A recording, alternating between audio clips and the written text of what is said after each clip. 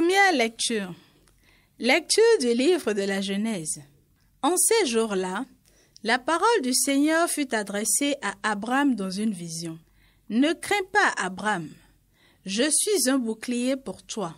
Ta récompense sera très grande. » Abraham répondit, « Mon Seigneur Dieu, que pourrais-tu donc me donner? Je m'en vais sans enfant, et l'héritier de ma maison, c'est Eliezer de Damas. » Abraham dit encore, « Tu ne m'as pas donné de descendance, et c'est un de mes serviteurs qui sera mon héritier. » Alors cette parole du Seigneur fut adressée à Abraham.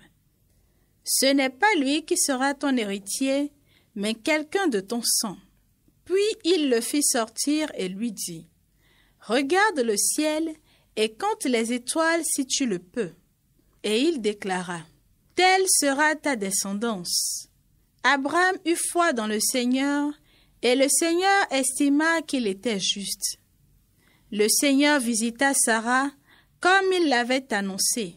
Il agit pour elle comme il l'avait dit.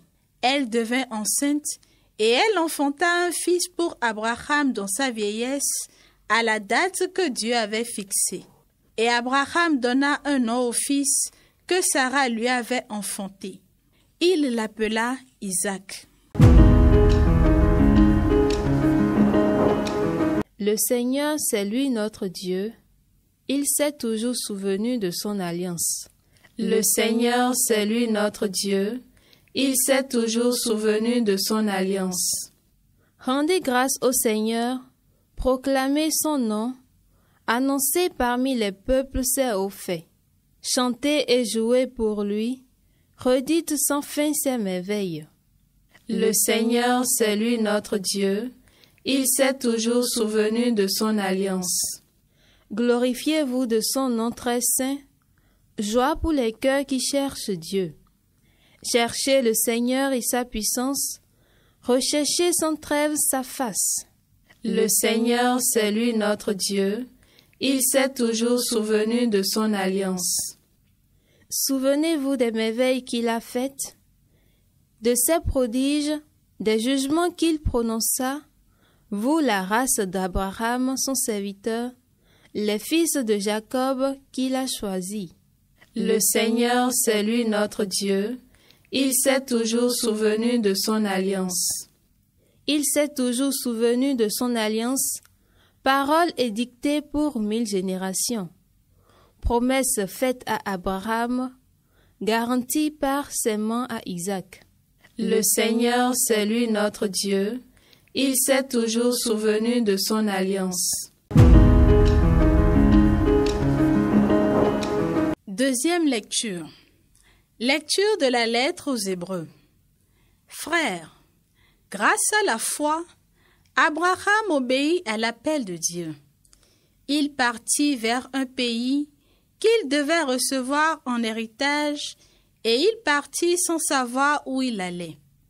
Grâce à la foi, Sarah, elle aussi, malgré son âge, fut rendue capable d'être à l'origine d'une descendance parce qu'elle pensait que Dieu est fidèle à ses promesses.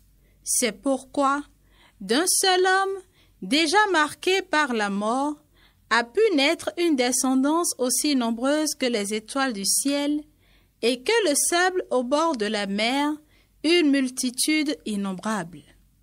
Grâce à la foi, quand il fut soumis à l'épreuve, Abraham offrit Isaac en sacrifice, et il offrait le fils unique alors qu'il avait reçu les promesses et entendu cette parole. C'est par Isaac qu'une descendance portera ton nom. Il pensait en effet que Dieu est capable même de ressusciter les morts. C'est pourquoi son fils lui fut rendu. Il y a là une préfiguration. Évangile de Jésus-Christ selon saint Luc. Quand fut accompli le temps prescrit par la loi de Moïse pour la purification, les parents de Jésus l'amènent à Jérusalem pour le présenter au Seigneur selon ce qui est écrit dans la loi. Tout premier-né de sexe masculin sera consacré au Seigneur. il venait aussi offrir le sacrifice prescrit par la loi du Seigneur, un couple de tourterelles ou 2 petits colombes. Or, il y avait à Jérusalem un homme appelé Siméon.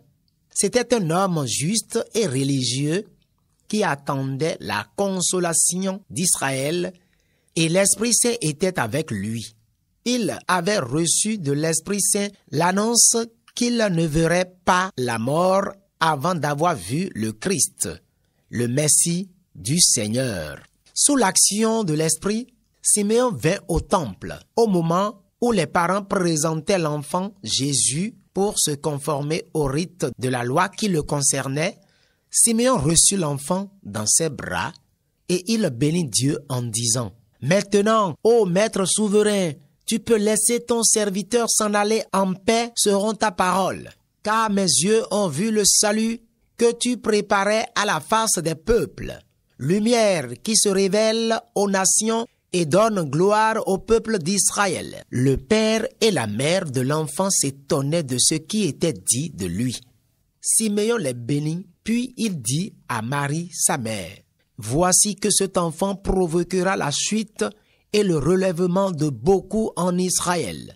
Il sera un signe de contradiction, et toi, ton âme sera traversée d'un glaive. Ainsi seront dévoilées les pensées qui viennent du cœur d'un grand nombre. » Il y avait aussi une femme prophète, Anne, fille de Phanuel, de la tribu d'Axer.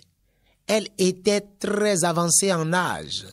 Après 7 ans de mariage, demeurée veuve, elle était arrivée à l'âge de 84 ans. Elle ne s'éloignait pas du temple, servant Dieu jour et nuit dans le jeûne et la prière. Survenant à cette heure même, elle proclamait les louanges de Dieu et parlait de l'enfant à tous ceux qui attendaient la délivrance de Jérusalem. Lorsqu'ils eurent achevé tout ce que prescrivait la loi du Seigneur, ils retournèrent en Galilée dans leur ville de Nazareth. L'enfant, lui, grandissait et se fortifiait, rempli de sagesse, et la grâce de Dieu était sur lui.